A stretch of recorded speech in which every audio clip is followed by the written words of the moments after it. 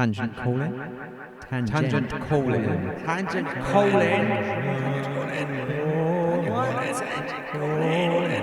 Tangent calling.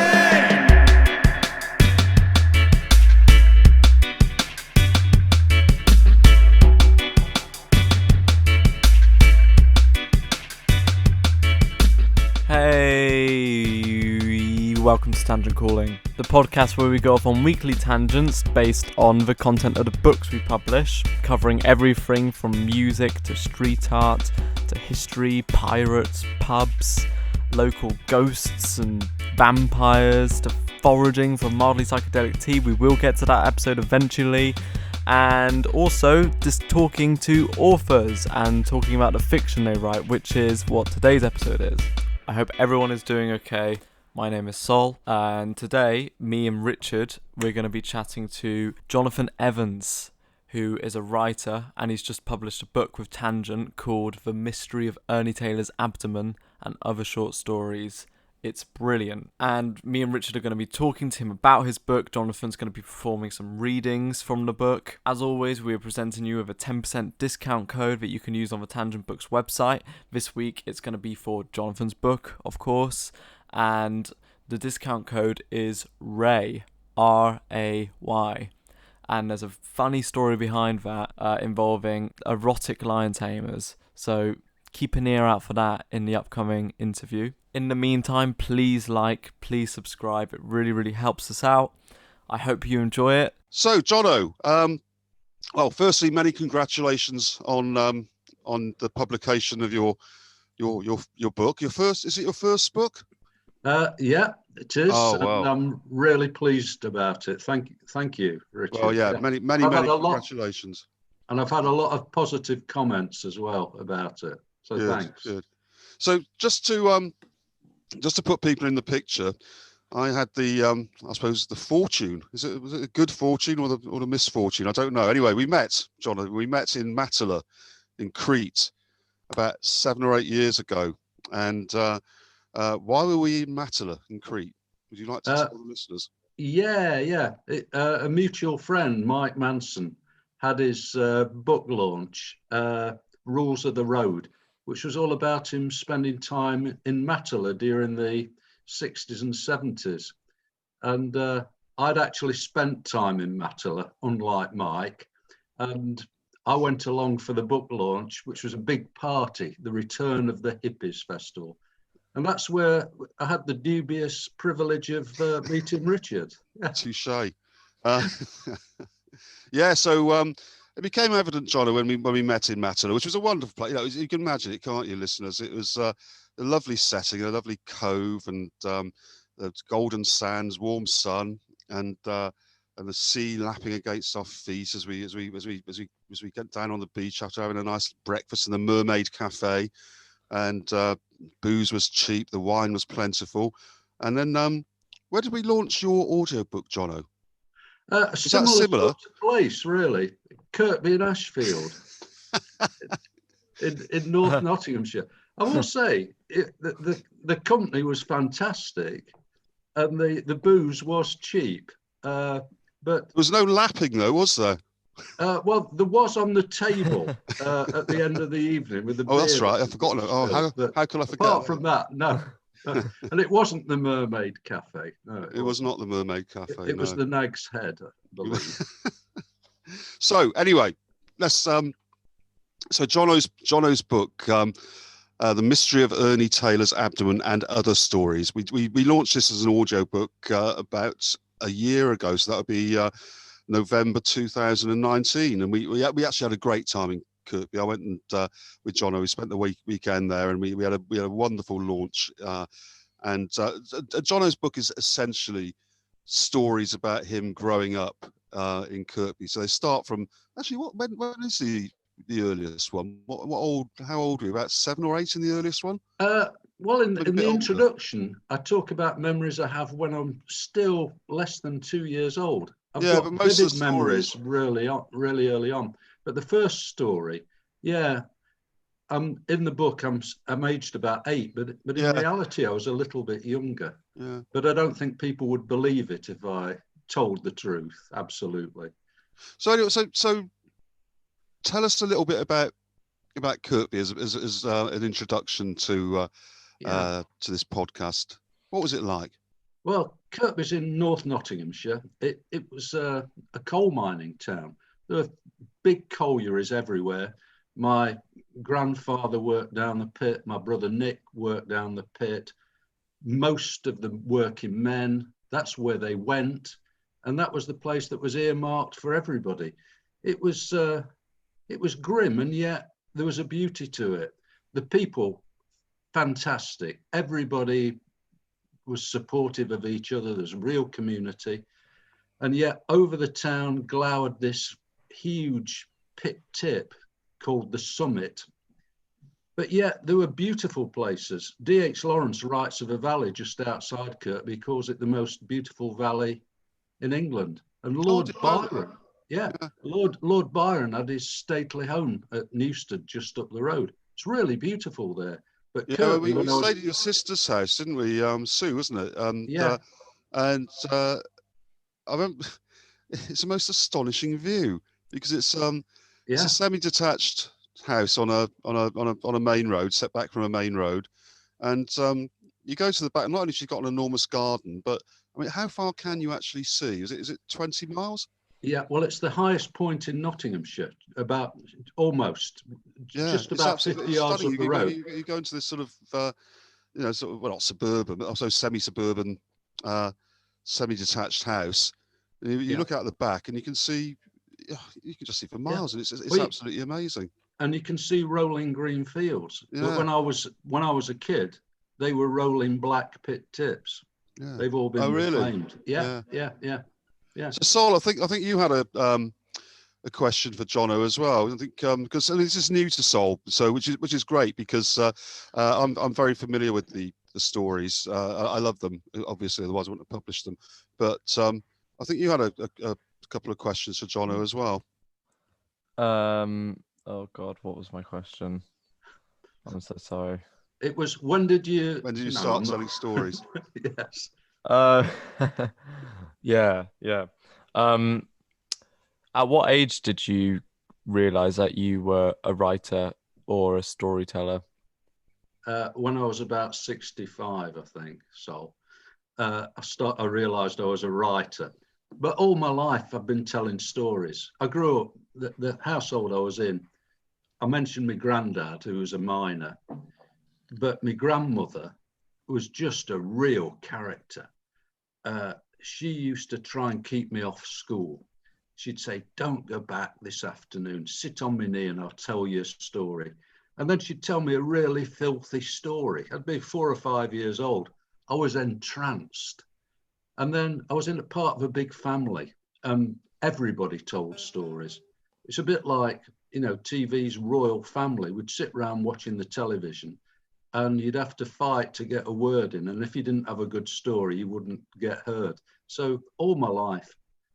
And then my kids, I'd tell stories when my kids were growing up. I'd read them a lot, but I'd make a lot up. And they said to me a few years ago, "You should write some of these down." And so I decided to, and that was it. I submitted one. It was this one, The Mystery of Ernie Taylor's Abdomen, the title story of the book. And I submitted it to the Bath Literature Festival, and they chose it, which astonished me. And then I read it at the festival and I was hooked, and I started writing and I've never stopped. Yeah. So that was it. And it's been great fun. One of the things which attracted me to the stories, apart from the fact you told me that they were really good. No, well, I have to do that. I heard you read it. I heard you read. It was Ernie Taylor. It was Love Hearts. Love Hearts was the one I heard you read first of all, and you read them so well. So why don't we do that? Why don't we give the listeners a flavour of what really attracted me to the stories first of all, and why, of course, we did this as an audiobook last year and as a CD. So, Jono, I think you're going to read to us from. Well, you introduce it, Jono. Yeah. Okay. This is an extract from one of my favourite stories. Really, it's called "I Had a Dream," and it features my brother, who was a bit of a scoundrel, always told tall stories, was a really accomplished liar, and he would get away with blue murder. And in this story, we've just bought a chemistry set with some illicit money that he's told me he's had a dream about and he's found it. He didn't find it. But we've got some change from the chemistry set that we've got to get rid of. So I'll start the reading.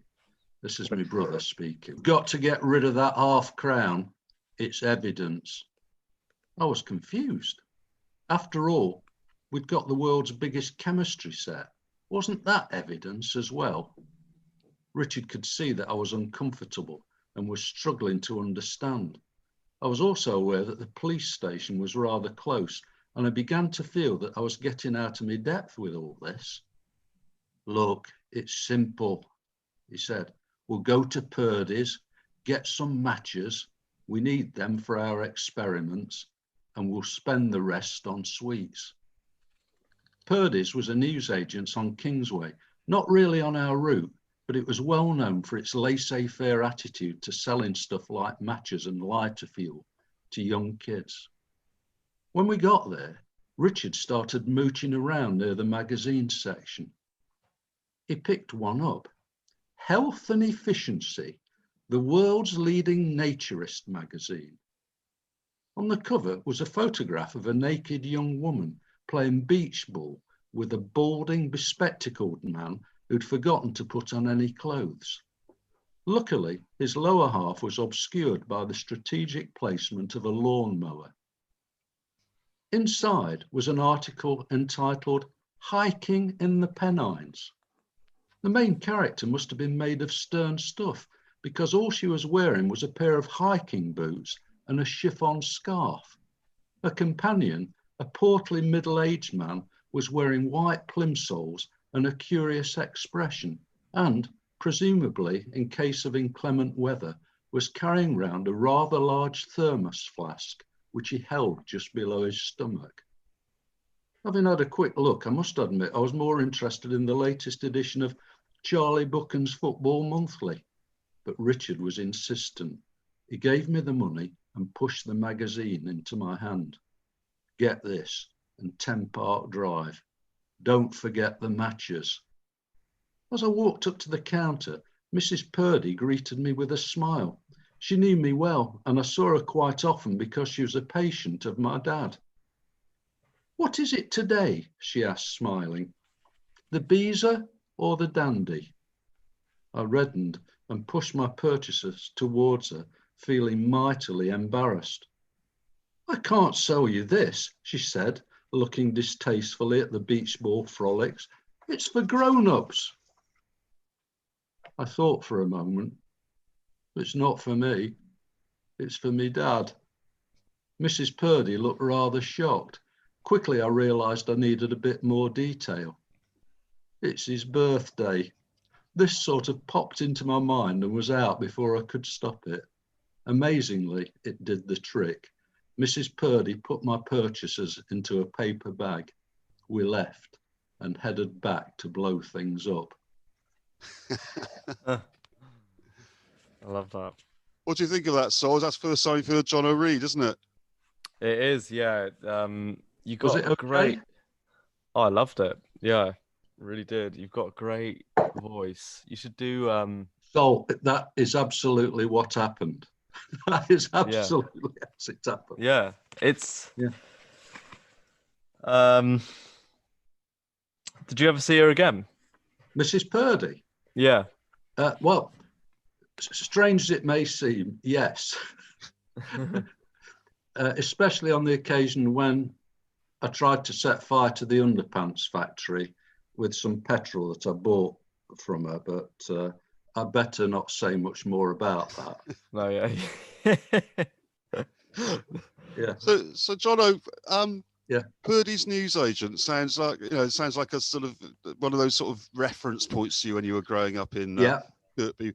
What were the other sort of places as a youngster or growing up as a young lad? What were the I mean, we'll come to the Nag's Head and the Badger Box later on because they've got a very special place in my affections. But what were the other sort of characters and places that you frequented? Well, the great one was the Acre. This is Kirkby Park. It was known as the Acre, and the origins of the name, I think, are lost in the mists of time. But I spent a lot of time on the Acre with my mates.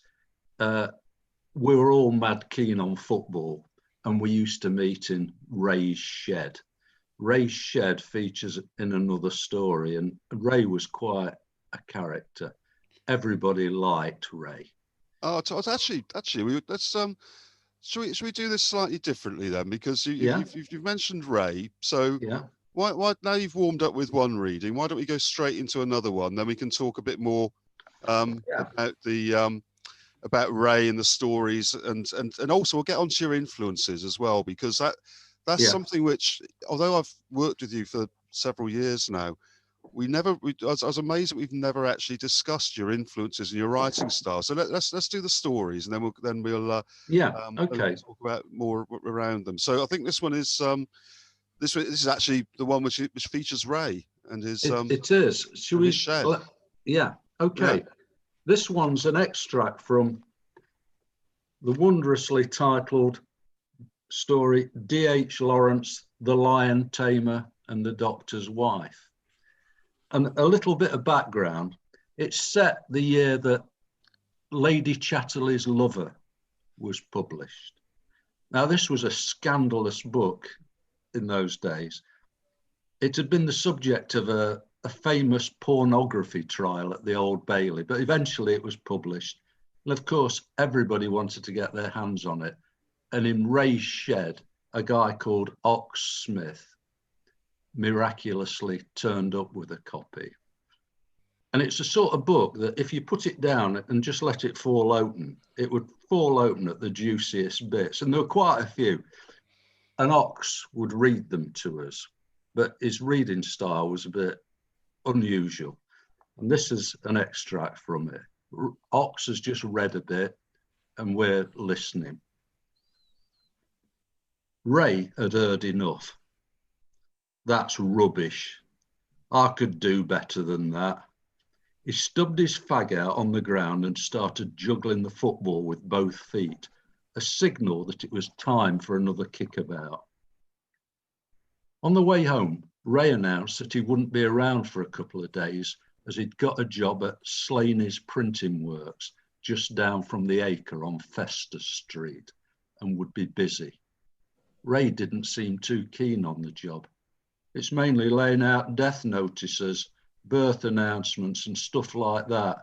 It's boring, but my mum needs the money. A few days later, when I got to the shed, there was a degree of excitement. There in a cardboard box was a stack of A5 booklets entitled The Lion Tamer and the Doctor's Wife, written by somebody called R.H. Lofthouse. The name seemed oddly familiar. The storyline was quite straightforward. After a lion escapes from Hucknall Zoo, Bellows the lion tamer tracks it down to Thieves Wood, where it's savaging the Doctor's wife, but fortunately has only managed to get as far as tearing her outer garments when Bellows steps in and, despite almost falling over his loins, ends up in a rather compromising position. The story was only somewhat spoilt by the accidental insertion of 2 obituary notices on the second page before it culminated in a torrid finale at the back of the shed in a local park, the description of which seemed to be quite similar to the version that Ox had read the other day. And she went with him into the shed. It was quite dark, so he used some Jetex fuel to start a fire using some twigs and a copy of the Evening Post. Have you got any underpants on? She asked him. Yes, he answered proudly and showed her his brand new Y fronts. There then followed some exhausting gymnastics, which ended up with them getting tangled up in the goal nets and falling asleep, only to be woken hours later by the whistle of the early morning fish train from Grimsby. The booklets, it seemed, had enjoyed a wide circulation. 50 copies had been found in the library, and piles had been left on the counters of various newsagents. The Badger Box, the Nag's Head, and the Shoulder of Mutton had also received their fair share. Rumour was rife, but nobody seemed to know the identity of the author, because whoever R.H. Lofthouse was, he was being much more cautious than the lion tamer. Ray turned up late for football on Saturday, carrying a large cardboard box on the crossbar of his bike. He'd volunteered for an extra shift while Mr. Slaney was away picking up printing supplies. I remember his hands were thick with ink, and wearing a pair of filthy dungarees and drawing on a fag and balling up the occasional clot of phlegm, he looked and sounded like a real adult. A new wave of pamphlets containing more details of the lion tamer's amorous activities hit the streets on Monday morning. It seemed that almost every house on the Kingsway estate had been targeted. Ox had one, and we were avidly reading it in the shed when we saw a rather portly policeman walking towards us. If we hadn't guessed already, the pamphlet gave an insight into Kirkby's biggest literary mystery. That's great. So, Sol, what do you think of that? Oh, I love it. Yeah, I absolutely love it. So, who was Ray Jono? Ray was a young, at the time this was written, Ray'd be about 14. He had a Saturday job.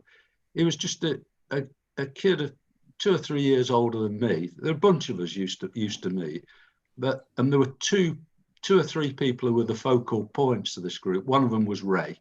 Ray, as I said, only had one lung, but he was a character. He was a brilliant footballer. Everybody liked him. And I don't know whether I can say here what his shed became christened as. And I think you can. I think you can. I think I live broad-minded, Jono. Well, the pamphlet, the leaflets that the policeman had invited ladies to meet the author at Ray's shagging shed, the Acre. I mean, yeah, I'm surprised you're the successful author out of your group of friends, because the alliteration, is quite profound. Well,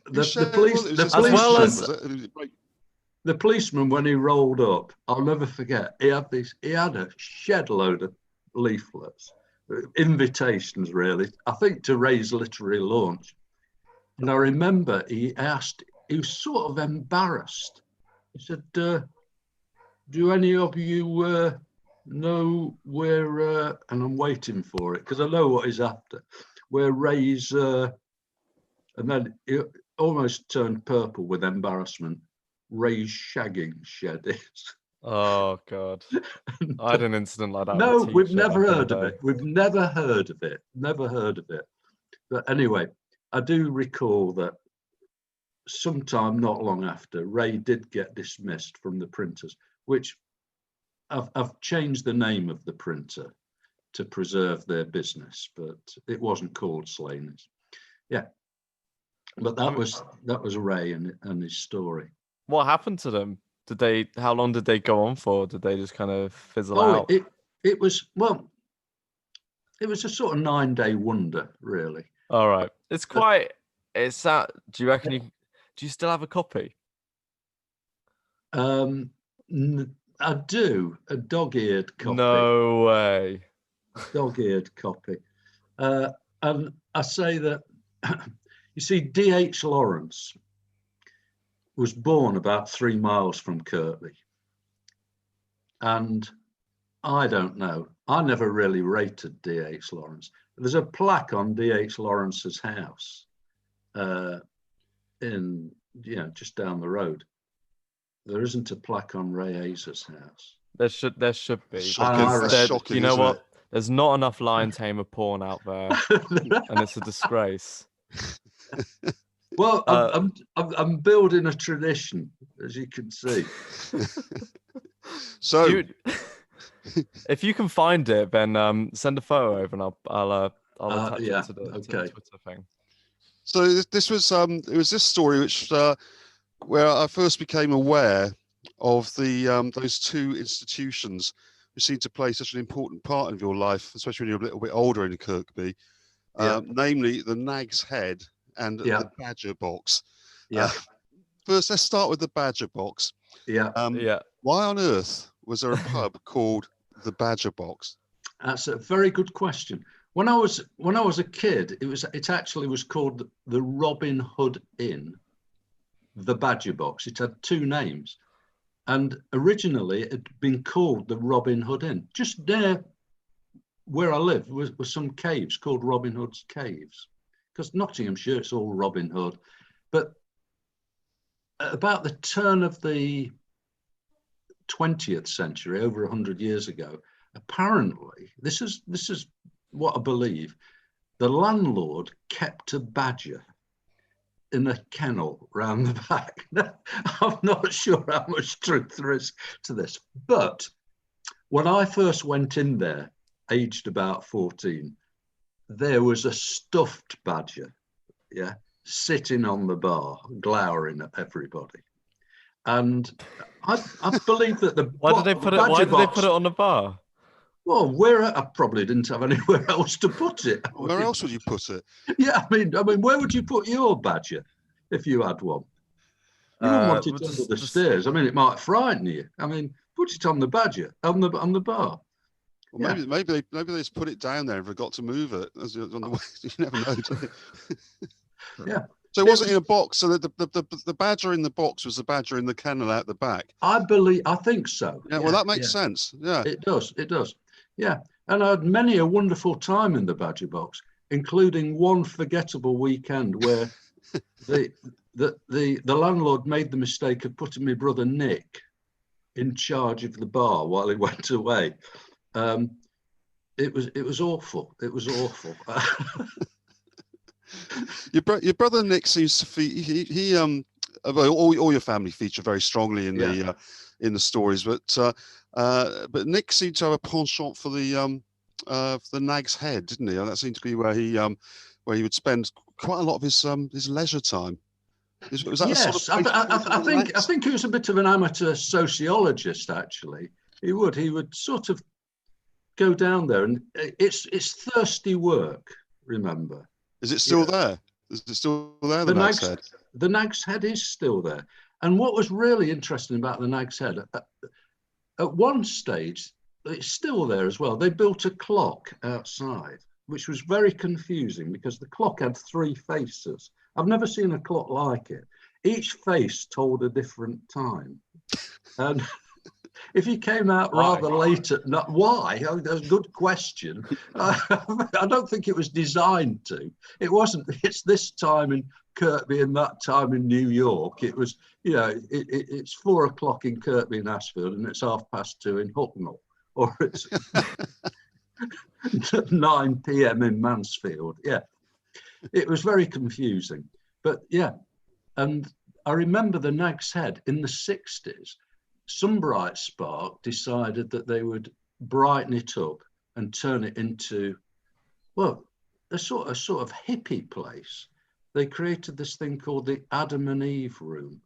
You've got to see it to believe it. I went to a wedding, believe it or not, and it was really interesting because Adam was holding a strategically placed bunch of bananas, and Eve had got a couple of coconuts. I didn't know they had bananas in the Garden of Eden. Richard, they had everything. Well, yeah, now you mention it, of course they'd have bananas. You think about apples, don't you? But where there's apples, there's usually a banana. Yeah, the apple was they had apples, bananas, and behind the bar they had sausage rolls and crisps. and Kimberley ales. So the Nag's Head was one place, and of course people would come out of the pit, they'd go straight down the pub and they'd drink. And if Nick went in there,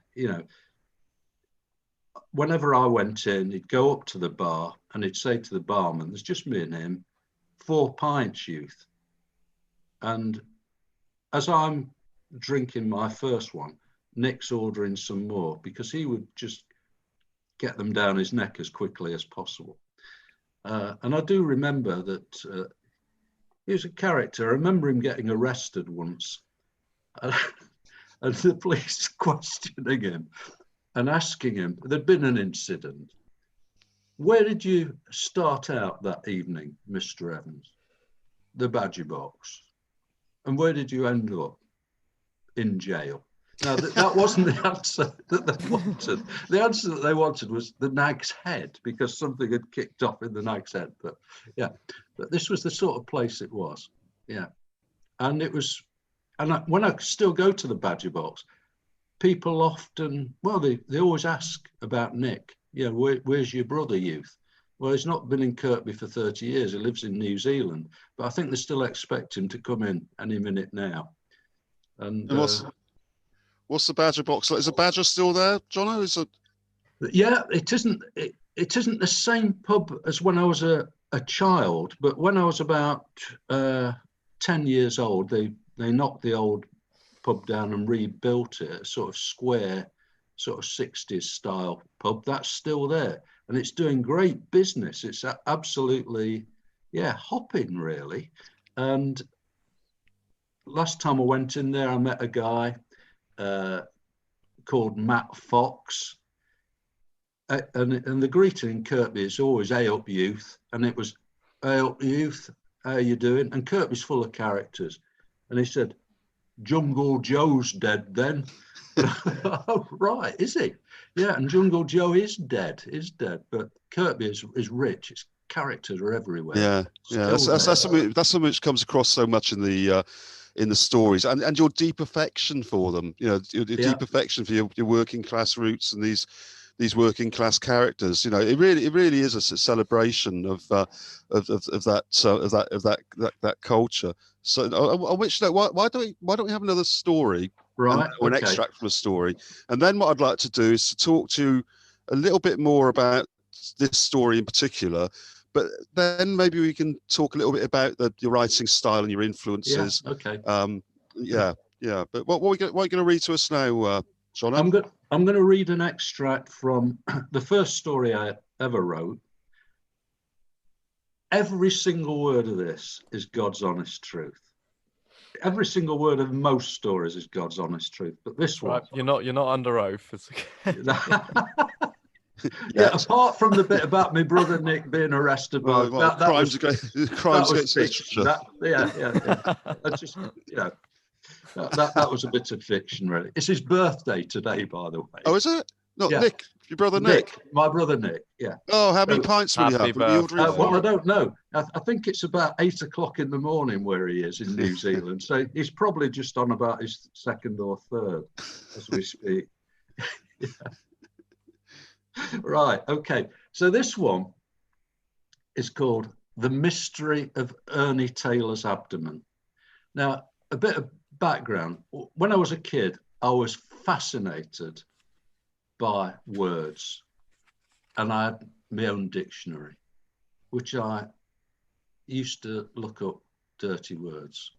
And dictionaries, as we all know, are designed to confuse young kids. They never tell you, the interesting stuff. They always give you some convoluted description that doesn't make any sense. Anyway, I've looked up a few words in this story when I'm in class and we've got a BBC nature programme, and it's being narrated, as it would be, by a guy called Arthur Garlick.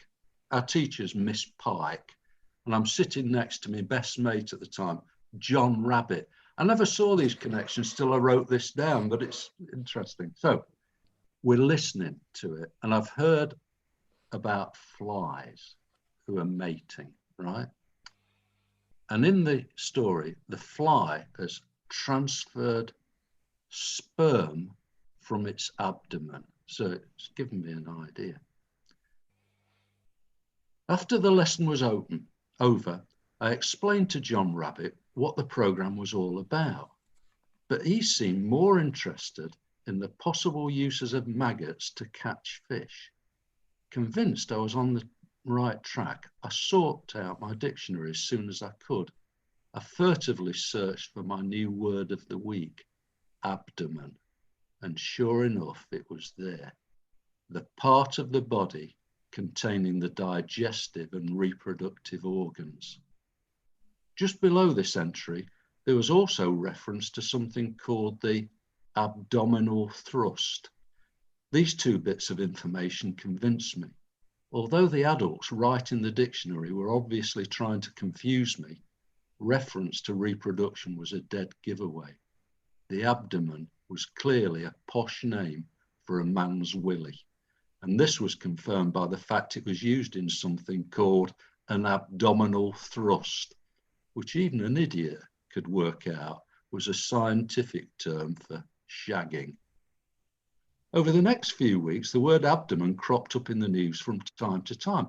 I almost choked on my breakfast one morning, hearing that a British soldier in Cyprus had been shot in the abdomen. The reporter elaborated, Corporal Smith was hit in the abdomen by 3 bullets. He's said to be in a comfortable condition. Jesus Christ! 3 bullets in the todger? How unlucky is that? It's a wonder it wasn't shot off entirely. How the hell could he be comfortable? Oh, and another thing. How big must his abdomen have been to cop not 1 but 3 bullets? I was intrigued and impressed. And so we come to Ernie Taylor. Some weeks before, I'd obtained his Chicks footballer card as a swap from John Rabbit. According to the information on the back, Ernie was not only a former submariner who fought in the Second World War, but, and I quote, an industrious and creative inside forward who at this time played for Blackpool. He'd not only served his country with distinction, but had won a couple of FA Cup winners' medals. After the Munich air crash of 1958, he had, however, joined Manchester United, who my team, Nottingham Forest, were due to play that weekend. I'd taken a shine to him and was looking forward to seeing him in the flesh. On the Saturday, as I was about to leave for the game, I heard an almost unbelievable item on the sports news. Manchester United's Ernie Taylor has had to pull out of today's game because he's torn an abdominal muscle. Christ almighty, how did he do that? I thought. My mind boggled. It must have undergone an enormous strain to tear it. What on earth was he doing with it? This thought was immediately followed by another. Was he by himself when it got damaged? Or was there anybody else involved? In either case, it was highly embarrassing. What did his family and friends think? If it was me, and I'd damaged my nether regions, I certainly wouldn't want the world and its mother to know. That's great, Jono. It's a great story. Well, they're all great stories, but this one resonates with me particularly. Partly because of the football, because we'll come on to that. So presumably you made up the names John Rabbit and Arthur Garlick. No, they're there. And the interesting thing they're real people. Yeah, John Rabbit was one of my best mates, and I met him. It was fantastic last year when I went back to Kirkby for the launch of the audiobook.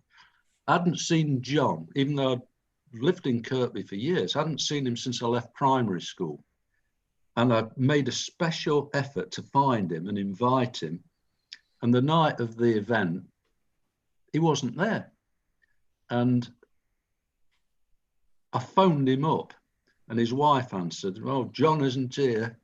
He's gone out somewhere." I thought, great. And then down the corridor with a light behind him, I see somebody walking towards me. And he'd got that unmistakable gait. It was him. And it was great.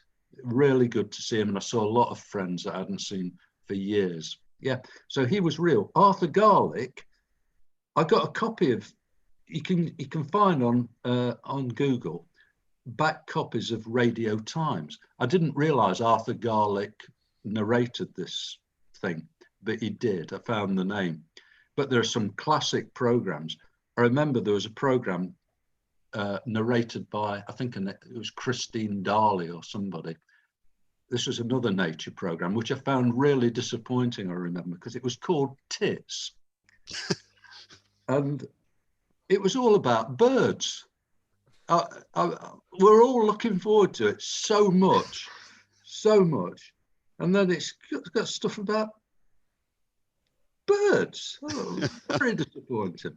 You get things like the worm. And you think, no, I don't want something, the worm. I want man-eating shark or stuff like that. But it was okay. It got us out of class for half an hour. Then we'd have to draw a picture. I've still got, I can dig this out, Sol. I've still got my picture of some of these programs. You do it, and Miss Pike would mark it and give you a nice comment. Oh, yeah. Very good, Jonathan. Yes. You've got an amazing memory, Jonathan. I can't really remember, what happened earlier this morning. So have you got a photographic memory, or is it? Well, somebody once said I had a pornographic memory. I don't know about yeah, actually, it is quite a pornographic memory as well. No, when I was a kid, I had a great memory, and I've still got a really good memory for things that happened early on. But yeah, if you ask me what happened a week last Wednesday, I might be struggling, I guess. That's similar to me, actually. Is I'm good with stuff that happened years and years and years ago when I was a kid, but like last week or yesterday, I'm just like, I can't remember it. But memory's a strange thing. It is a strange thing. I think let's move on to now a little bit more about your writing style and and what it is which makes these stories, in my view, so very, very special. And so memories, memories are different to nostalgia, aren't they? And I think that's an important thing to say, because I don't think your stories are nostalgic. I think they're about memories, but they're not nostalgic, because they don't sort of revel in. There's no suggestion at time that then were better in the sort of in the nostalgic sense. Would you agree with that, Jono? I think I've thought about this, because you asked me about this once before, and I think my stories are about seeing the world through the eyes of a child. Yeah, and that's really interesting, because everything is new and everything's exciting.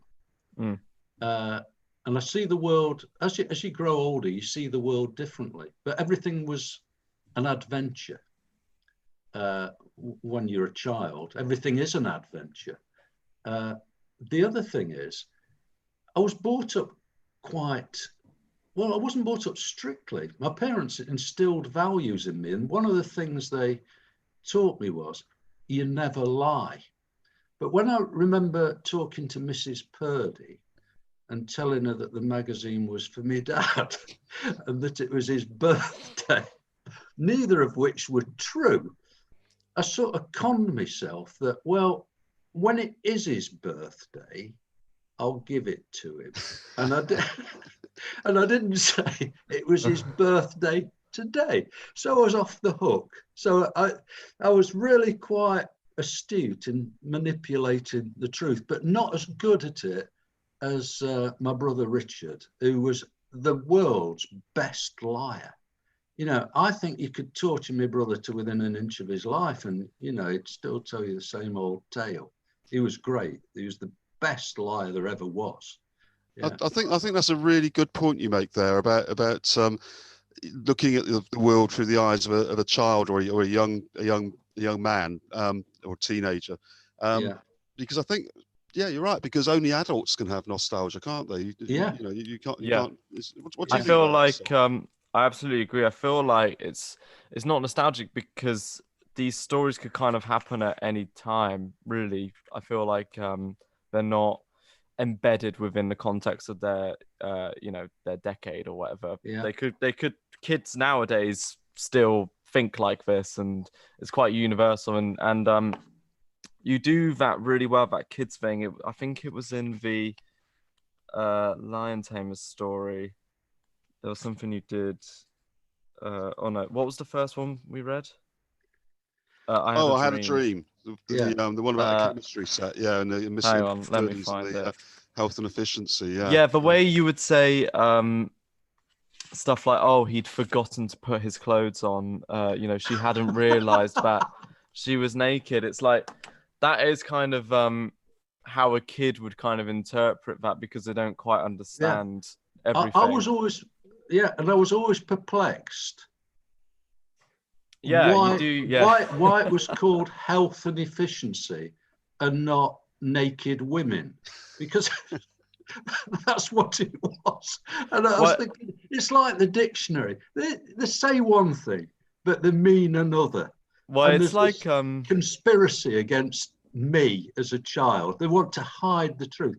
It's like when my brother, when I was 5 years old, told me where babies came from. He said, first of all, that they come from your mum's tummy. No, adults told me they come from your mum's tummy. And I thought, that's rubbish, because I've seen a lot of babies and none of them are covered in bits of toast or half-eaten food. So I don't really believe that.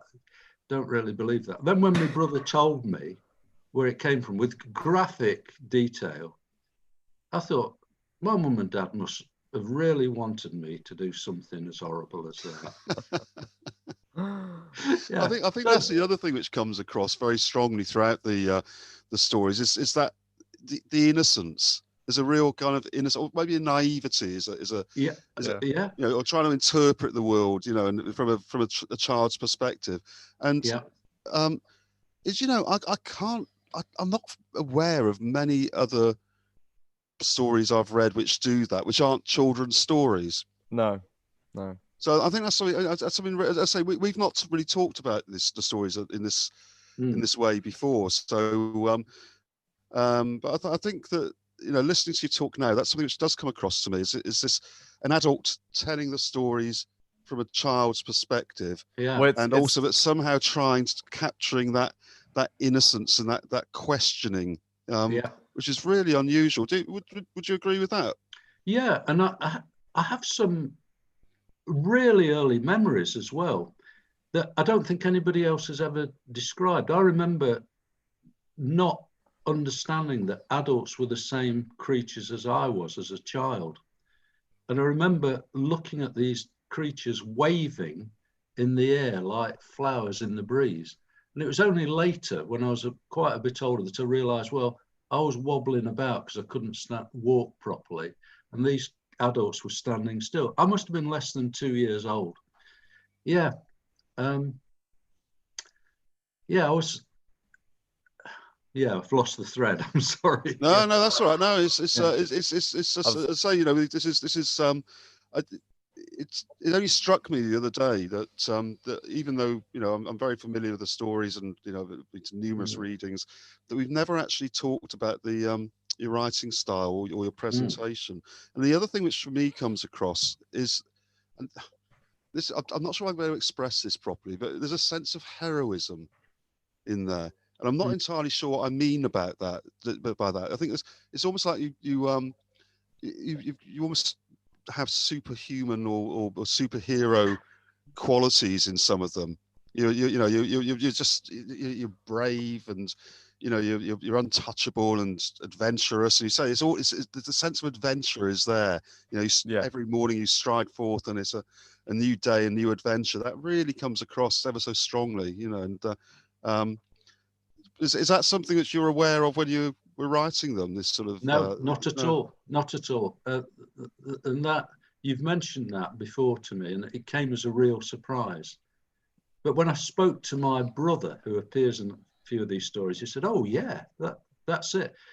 But it wasn't always like that. Kirkby was a tough place, and I remember my mum saying to me once, don't ever come home to me crying. Yeah. If somebody hits you, because there are always fights, you hit them back. Oh, okay. And of course, you see, I believe everything that adults tell me is the good thing. So I do that. That's how and I figure that this is how life is. And the most wonderful thing is every day I'd get up, it'd be a brand new day. When you're older, if something bad happens yesterday, you remember it and you carry it forward. As a kid, you don't. It's gone. It's gone. You're off. It's another step. Yeah. Apart from, there's a story in there where I harbour a grudge against a teacher. Oh yes, yes. Delicious and almost accidental revenge. Yeah. So that was at a time when I've now got more perspective on life. I'm a bit older, and yeah. I think the sense of I still wonderment. find amusing when I think about it, because that was, of course, I tripped into that as well. It's almost a series of it's a series of accidents that lead from one adventure to another. And There's that a was, sense of wonderment, isn't there? There's, yeah. If you find this solid, there's a sense of, so as you say, every day being a new adventure, and a curiosity and a wonderment about the world. And I was thinking that, although you don't mention the era that much, it's difficult to pinpoint exactly when these stories are written, apart from some of the cultural references and largely working class cultural references, such as Ernie Taylor. Because if you follow football as I do, then you know exactly when Ernie Taylor was in his pomp for Manchester United. Yeah.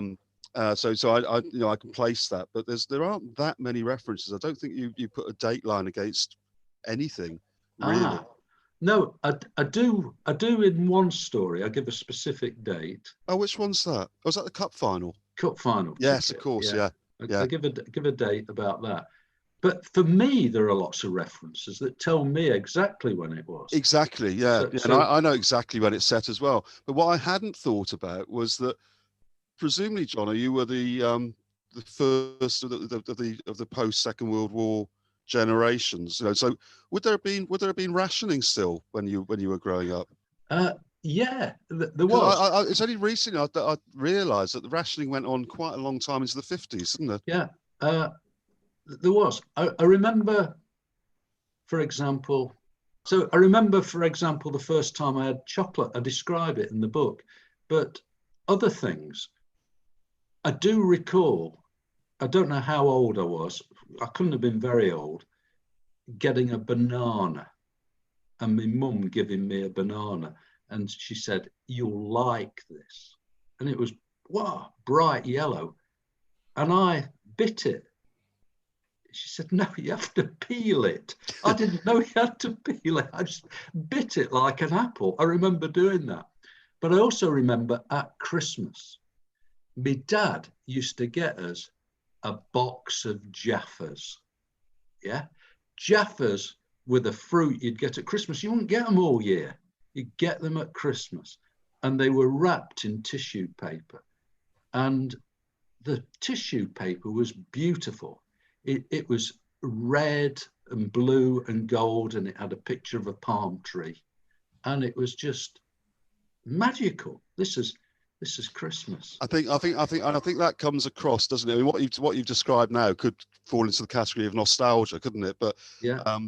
But it's that sense of magical, the magical sense which runs throughout the book. And what do you think, Sol? Is what you're relatively new to these stories? Would you agree with this, or do you think I'm talking nonsense, as it has been suggested in the past by many people, in fact? Nonsense. No, I think you're right. It's Alice in Wonderland. It's but what you do is essentially, if a lot of children's stories are about children navigating the adult world, and how weird it all is, and then they translate that into actual fantasy. But your stories are funny because they just preserve the actual kind of the actual adult world around it. So then it's just you interacting with all these, interpreting these things and kind of being really confused. Yeah, and there's this beautiful innocence. And I remember one of my best mates, he had a budgerigar. It's not in the book, but he told me that the budgerigar was so beautiful. It had been taken and had its pride of place in the aviary on Kirkby Acre. And now, so we went and had a look at the budgerigars, and they all look the same. It wasn't until I was about 50 years old that I realised this budgerigar hadn't gone to the aviary, it'd been dropped dead. And his parents had concocted this story. Now, kids believe it. Kids, we looked, yeah, I think that's Bobby there. Is it? Oh, right, that's Bobby, yeah. Right, okay. I'm absolutely sure that somebody did for Bobby. I'm absolutely sure. It didn't end up in the aviary, or if it did, it was that big aviary in the sky, above the sky. Yeah. Yeah. So, Jono, we're coming up to the hour mark or thereabouts. We're wrapping up soon. So your book is launched when is today? Yes. Today being Tuesday, the 16th of November. Yes, because we were recording this in advance. I did well there. I did very well there. Anyway, you can get it now from the Tangent Books website. It's there. Yeah, right. Go and get one. And also we've got the CD there as well. So we're doing a deal with the book and the CD. Yeah. It's a great collection of stories. Really unusual, really funny, very affectionate, and I think of great merit as well. I really find your writing very unusual. So I'm very pleased that we've worked together on this to publish both the audio book, the CD, and now the printed book. So, but just to wrap up, there's one we haven't talked about football, and I think that should we just talk briefly about football, because although you don't talk specifically about you mentioned various games, you mentioned going to various games, you don't actually talk about the games themselves. So there are 2 points I'd like to make. One is that there's quite a sad story about the cup final. When you thought you had a cup final ticket, and we won't give away too well. No, let's say that you were promised a cup final ticket and you didn't get it. Yeah.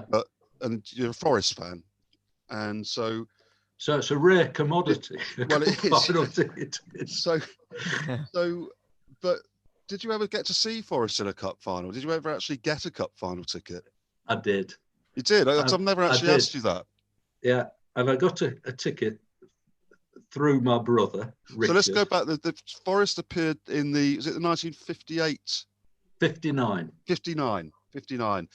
Yeah. Who scored the goal in that final? The first goal, Roy Dwight. And Roy Dwight was?